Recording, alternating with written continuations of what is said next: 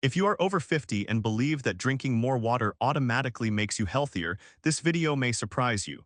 Because for millions of seniors, water is not the problem. Backhand index pointing right the way they drink it is. Many people over 50 drink water every day, yet still feel weak, dizzy, bloated, tired, stiff in the morning, lightheaded when standing. Doctors often hear, "I drink plenty of water, but I still don't feel right." And in many cases, they're telling the truth. They are drinking enough water, just not the right way for an aging body. Why water affects seniors differently after 50. When you're younger, your body adjusts easily. You can drink a large glass of cold water quickly and feel fine. But after 50, the body changes in subtle but important ways. Digestion slows. Kidney efficiency changes. Blood pressure regulation becomes more sensitive. Electrolyte balance becomes delicate. Water doesn't just hydrate you. It interacts with blood volume, stomach acid, mineral, circulation, nerve signals. That means how you drink water matters as much as how much. The morning water mistake most seniors make. Many people wake up and do one of two things. Drink a large glass of cold water quickly. Skip water entirely and go straight to coffee or tea. Both can cause problems after 50. Drinking cold water suddenly can shock the digestive system, dilute stomach acid, lower blood pressure briefly, trigger dizziness or weakness. Skipping water entirely leaves you dehydrated, sluggish, more prone to imbalance. The body wakes up dehydrated, but it needs gentle hydration, not a sudden flood. Why dizziness after drinking water happens. Some seniors notice lightheadedness, weak leg, blurred vision, right after drinking water. This is not imaginary, it's often caused by rapid blood pressure shifts, dilution of electrolytes, poor absorption timing. When water enters too fast, it temporarily pulls fluid away from circulation. The result, your brain and legs feel it first. Hydration is about absorption, not volume. This is a crucial point. Your body doesn't care how much water you drink, it cares how much water it absorbs and uses. After 50, absorption slows, mineral loss increases, kidneys flush excess water faster. So chugging water often leads to frequent urination, mineral loss, continued dehydration at the cellular level. That's why many seniors say, "I drink all day but still feel dry." Why cold water can be a problem after 50. Cold water tightens blood vessels. For younger bodies, this isn't a big issue. For older bodies, it can slow digestion, reduce circulation, increase stiffness, trigger cramps. This is especially true in the morning. Cold water first thing can make joints and muscles feel heavier instead of refreshed. This is not about fear, it's about adjustment. Water is essential, but your body at 60 is not the same as at 30. What worked before may now work against you. This doesn't mean something is wrong with you. It means your body needs different support. Why doctors rarely explain this. Medical advice often focuses on quantity, drink more water. But senior hydration requires timing, temperature, and balance. Most doctors don't have time to explain this. That's why so many seniors struggle silently. What this video will show you. In the next part, we'll break down the most harmful water drinking habits after 50. Why more water can sometimes make you feel worse. The hidden link between hydration and blood pressure, digestion, and balance. If you've ever felt worse after drinking water, stay with me. Because the solution is simple and gentle. Now that you understand why water affects the body differently after 50, let's talk about the mistakes. Not rare mistakes, not extreme ones, but everyday habits millions of seniors follow, thinking they're healthy while slowly draining their energy, balance, and comfort. If you recognize yourself in any of these, don't worry. Awareness is the first correction. Mistake 1. Drinking large amounts at once. Many people believe, if some water is good, more must be better. So they drink a full glass quickly, multiple glasses back to back, large bottles in a short time. After 50, this can overload the system. Why? Because the stomach empties slower. Kidneys filter more cautiously. Electrolytes dilute faster. The result can be lightheadedness, fatigue, frequent urination, weak leg. Water should support circulation, not disrupt it. Mistake 2. Drinking too much during meals. Drinking large amounts of water with meals can dilute stomach acid, slow digestion, increase bloating, reduce nutrient absorption. After 50, stomach acid naturally decreases. Adding excess water makes it harder to break down food. This leads to heaviness, gas, poor protein digestion, weaker muscles over time. Water is best around meals, not flooding them. Mistake 3. Ignoring electrolytes. Water alone is not enough. Your body needs sodium, Potassium, magnesium. When you drink large amounts of plain water without electrolytes, you flush these minerals out. This can cause muscle weakness, cramping, fatigue, balance issues. This is especially common in seniors who drink all day, urinate frequently, avoid salt completely. Low minerals often feel like aging. Mistake 4. Drinking ice-cold water.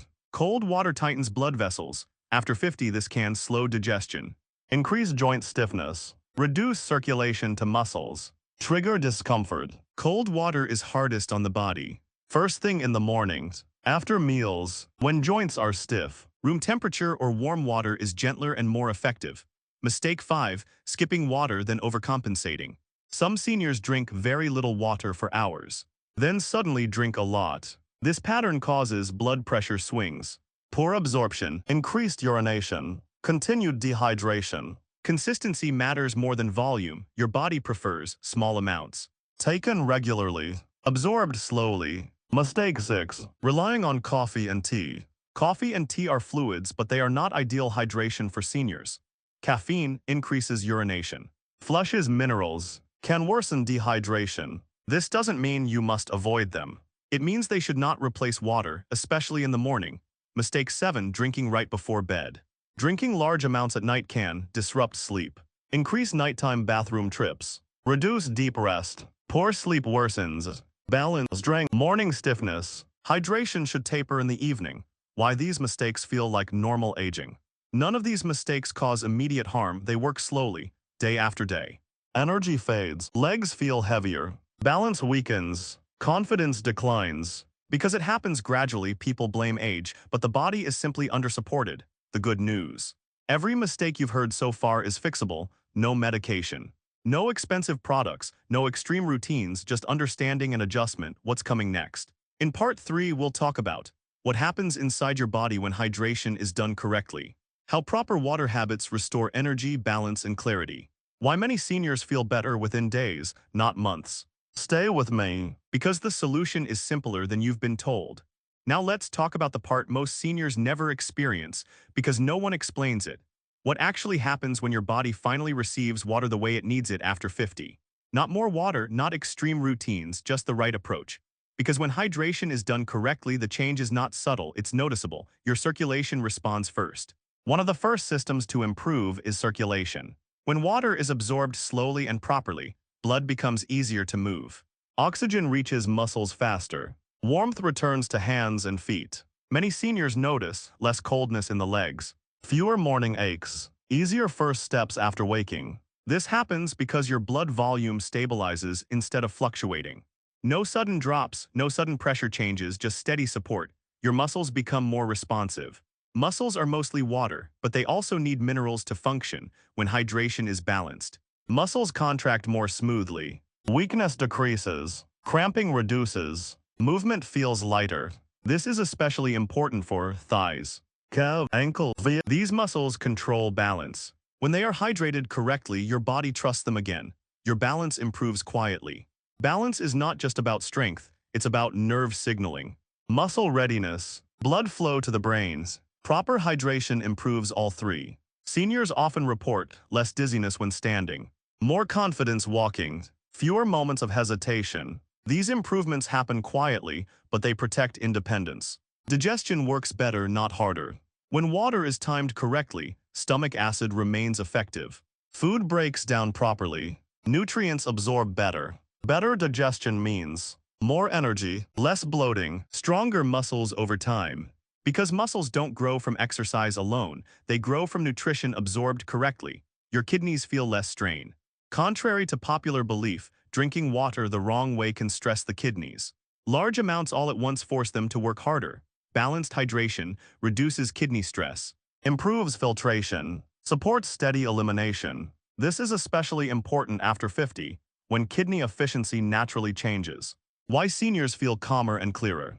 Hydration affects the brain. When water and minerals are balanced, brain fog decreases. Mood stabilizes. Anxiety lessens. Many seniors describe it as, "I feel more like myself again." That's not imagination, that's physiology, hydration, and blood pressure. One of the most misunderstood areas is blood pressure. Some seniors avoid water because they fear swelling, Pressure changes, but proper hydration actually supports stable blood pressure. Sudden water intake causes swings. Steady intake creates balance. This is why some people feel dizzy after drinking water and others feel energized. The difference is how they drink it. Small changes create big results. Here's the reassuring part: you don't need to track ounces. You don't need special products, you don't need perfection. Your body responds to consistency. Because knowing what helps is good, knowing how to do it changes everything. The day the truth fought back. I thought the worst part of betrayal was the moment you discover it. I was wrong. The worst part is what comes after, when you know the truth, but the world still believes the lie. By the time part 4 began, my name had already been dragged through court documents, office whispers, and online comments. To everyone else, I was the reckless one, the unstable one, the man who couldn't handle pressure. But I had something they didn't know. I had proof, and I was done hiding. It started on a cold Monday morning in downtown Chicago. Gray skies, wet sidewalks. The kind of weather that makes buildings look guilty just for standing there. I sat in my car across from the courthouse, hands gripping the steering wheel so hard my knuckles went white. I didn't come there to win. I came there to expose. 3 months earlier, they'd pushed me out of the company I helped build. I wasn't fired, no, that would have been too clean. Instead, they framed it as mutual separation. Then came the rumors. Then the legal notice. Then the silence. They thought I'd disappear, they thought wrong. What they didn't know was that on my last week inside that glass tower, I copied everything. Emails, internal chats, financial transfers. Voice notes accidentally left recording during meetings they assumed were private. I wasn't planning revenge back then. I was planning survival. Inside the courthouse, the air smelled like old paper and broken promises. My lawyer, Sandra, walked beside me, calm, sharp, the kind of woman who doesn't raise her voice because she doesn't need to. "They're confident," she whispered. "Too confident." That was good. Confidence makes people careless. When we entered the courtroom, I saw them sitting together, the CEO, the legal head, and the man who used to call me his brother. He wouldn't look at me. His jaw was tight, eyes fixed straight ahead. Guilt does that. The judge entered. Proceedings began. Their side spoke first. They painted me as a liability, a risk, an emotional decision-maker who couldn't handle authority. I listened without reacting, because I knew what was coming.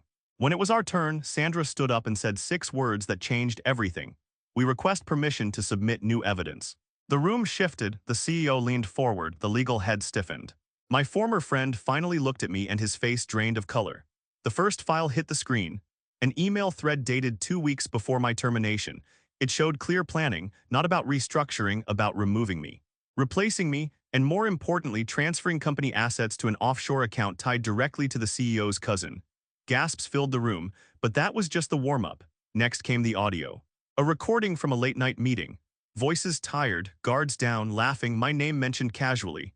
"He won't fight," someone said. "He doesn't even know what we're doing," another replied. "And if he does," the CEO laughed, "we'll make him look crazy." The judge raised a hand for silence. I didn't smile, I didn't react, because part 4 wasn't about satisfaction, it was about control. Then Sandra played the final piece. A financial spreadsheet, clean, detailed, transfers traced from company funds to personal accounts disguised as consulting fees. Dates matched the planning emails perfectly. The CEO stood up. "I object." The judge shut him down instantly. "Sit down." For the first time in months, I felt something unlock in my chest. Not happiness, not anger, relief, but relief is dangerous, because that's when you stop expecting another hit. During the recess, I went to the restroom to wash my face, stared at my reflection. I barely recognized the man looking back. Thinner, older, harder. That's when my phone vibrated. Unknown number, one message. "You think this ends today?" What? My stomach dropped. I stepped outside the courthouse to call back. No answer. Another message arrived seconds later, this one with a photo. My apartment door, taken from the hallway, time-stamped 5 minutes ago. My blood went cold. They weren't done, they never were. I rushed back inside, told Sandra quietly. Her expression changed not to fear, but to calculation. "They're panicking," she said. "That means they'll make mistakes." The judge reconvened. But something had shifted. The confidence was gone, replaced by desperation. Their lawyer stumbled, objections sounded forced. And then the CEO did something unforgivable. He lied, directly, provably, on record. Sandra waited, then stood. "Your Honor," she said calmly, "may I introduce Exhibit 12? The lie collapsed instantly. Perjury. The room exploded, court officers moved, whispers turned into chaos. The judge ordered silence, eyes burning with authority. I should have felt victorious.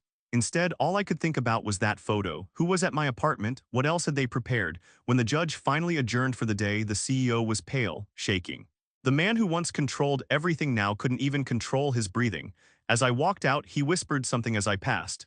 This isn't over. I stopped, turned, looked him dead in the eyes.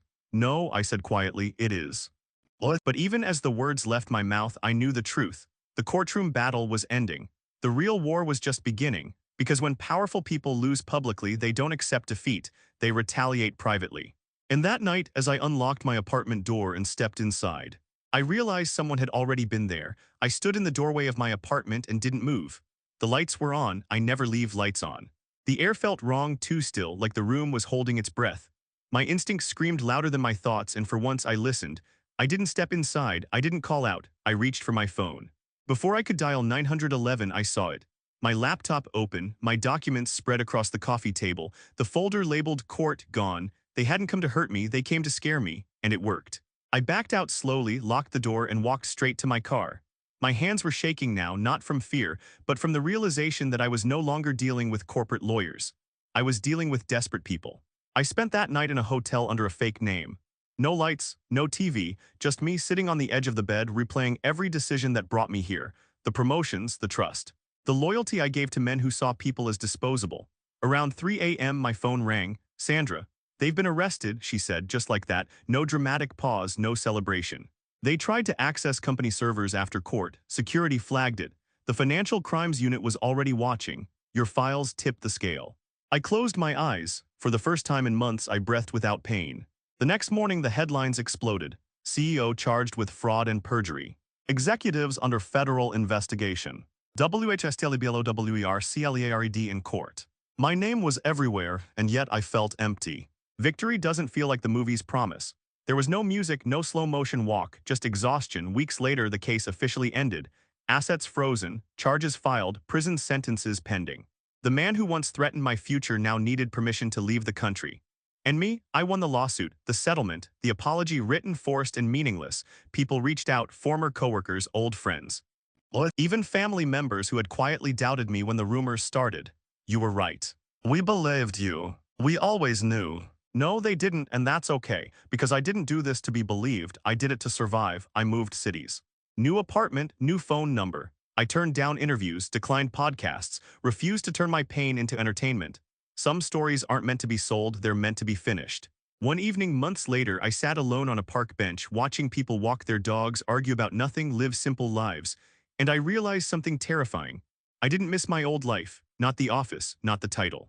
Not the power. I missed who I was before I learned how ugly ambition could be. So I rebuilt slowly. Not a company, not a brand, a spine. I started consulting quietly, helping small businesses protect themselves from the exact kind of corruption that almost destroyed me. No spotlight, no applause, just impact. One afternoon I received a letter, no return address. Inside was a single sheet of paper. 6 words, if I could go back I would. No signature. I folded it carefully and threw it away.